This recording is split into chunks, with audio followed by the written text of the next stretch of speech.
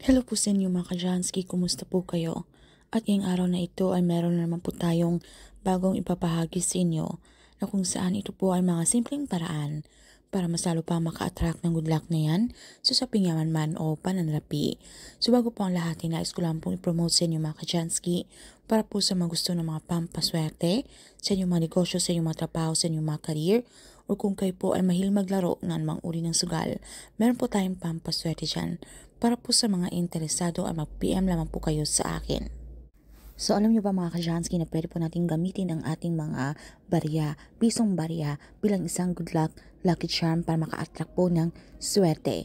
Lalo na po sa usaping pananalapi. Kung kayo po ay laging kapos o kipit, kayo po ay problema lagi sa pera, kung kayo po ay maraming pagkakautang, kahit ano pong gawin ninyo ay tila kaila po ng swerte. Na tila po talagang kung meron mang dumating na pera, ay agad po ito napapalitan ng paggastos. Ang tendency hindi na po tayo nakakapag-ipon. Dahil syempre kung meron nga tayong dapat unahin, syempre kung paano po kung meron magkakasakit sa pamilya, di ba? So kailangan din natin gastusin yung ating pera. So hindi po tayo nakakapag-ipon. So talagang kinakapitan po tayo ng kamalasan na yan o tayo po ay maraming mga negatibong enerhiya. So gawin naman po natin ang ritual na ito or ang lucky coins para makapag-attract po tayo ng swerte. So kahit ano pong barya mga Kajansky, basta ito po ay kulay silver, alright? So bago po ninyo ito gamitin ay cleansing nyo muna ito.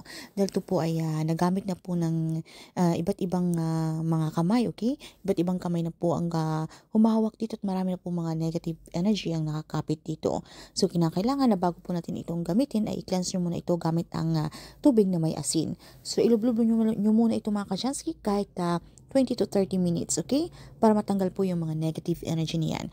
At pagkatapos ay banlawan nyo lamang po iyan and then hayaan nyo po itong matuyo, okay? Huwag nyo po itong pupunasan. So hayaan nyo lang po itong matuyo sa hangin or sa sikat ng araw. At ayun po, meron na po tayong napakasimpleng pampaswerteng ritual. So para ma-activate po ang energy nito, ay pwede po natin itong dasalan, okay? Kahit mga personal na dasal or kung alam niyo po yung isang ama namin, isang sumasampalataya ko. So pwede niyo pong gamitin yan. And then after, ay pwede niyo pong sambitin ang inyong mga kahilingan. So kung ano po ang inyong mga wishes mga Kajansky na ang gusto niyo pong makamit, alright? So dapat good intention lamang po. And then dapat maging positibo. I-claim affirm nyo po sa inyong mga sarili ang mga swerteng darating na ito. Sabihin nyo lamang po yung ating mantra. Thank you universe. Now I'm ready to receive the blessings. So dapat ang ganitong ritual mga Kajansky ay gawin nyo lamang po okay sa umaga between 6 to 8 a.m. So pagkatapos nito mga Kajansky ay pasikatan nyo muna ito sa sikat ng araw.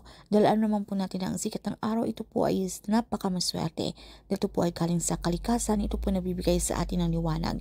Ito po ay sumisimbolo ng pag-asa. So kahit 5 to 10 minutes mga Kajansky para mas lalo pang ma-activate ang energy nito. So pagkatapos ay meron na po tayong napakasimpleng pampaswerte na pang-akit po lalo po sa saping pananalapi.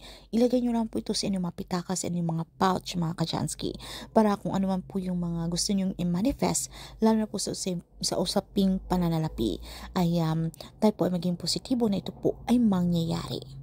So ginagawa po natin ang ritual na ito para iparating po natin kay universe na tayo po ay ready na maka-receive ng blessings na yan. Dahil deserve po natin yan. Dahil po kung kayo ay kahit ano po yung pagsusumikap, kayo naman po ay hindi tamad, kayo naman po ay busy, okay? Kayo po ay meron pinagkakabalahan lalo po sa inyong mga negosyo, pero like tila napakatumal po ng benta, kaila po ng swerte. Kung may mga inaantay po tayong pera, lagi po tayong nakahang, marami pong mga hadlang, okay? So lagi pong nadidelay. So ito po ay gagawin natin na iparating natin kay universe na tayo po ay ready na maka-receive ng blessings na yan. So yun lamang po, at kung meron po kayong mga katanungan o hindi mo masyadong klaro sa topic na ito ay pag-comment na lamang po sa ibaba. And syempre mga Kajansky, tandaan pa rin natin na nasa atin pa rin po ang may control at tayo pa rin po ang gumagawa ng ating kapalaran.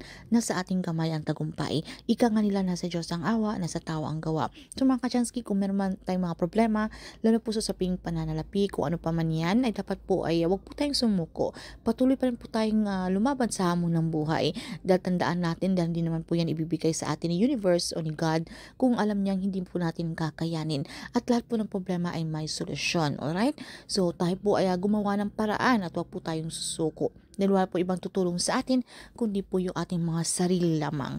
At sa pamamagitan po ng mga pampaswerte ritual na ito po ay makakatulong para mas lalo pang lumapit ang swerte na yan.